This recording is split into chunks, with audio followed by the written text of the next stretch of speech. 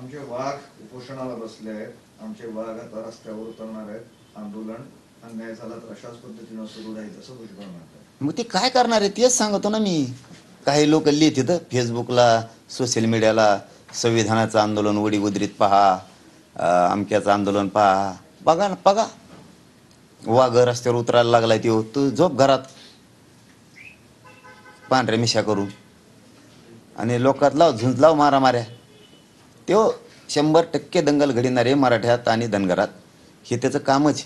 धनगर बांधवांनाच माझी विनंती आहे, तुमच्या नेत्याला जरा समजून सांगा, तुमचं आरक्षण तुम्ही मागा, याच्या नादी लागू नका. विनाकारण हे चिघळणारे ते चिघळू देऊ नका. शेवटी निर्णय तुमचा आहे. शेवटी आता त्याचे वाघ आहेत तर आमचे कुणीतरी असतीलच ना. शेवटी जर त्याला तशी भाषा वापरायची असली, आमचे वाघ आहेत आणि रस्त्यावर उतरणार आहेत, तो हे वाघ रस्त्यावर उतरायचे तर तुला हे सगळ्या महाराष्ट्राला माहिती आहे. तू दंगल घडून आणणार आहे, याला दोषी जबाबदार मुख्यमंत्र्याला गृहमंत्र्याला सांगतो हे छगन भुजबळ आहे, जातीवाद तेढ निर्माण करायला. तो वाघ रस्त्यावर येऊन दे, नुसत्या मराठ्याला त्रास होऊन दे, मग सांगतो तुला. त्याला काय बोलावं हे कळत नाही. तो सारखं काही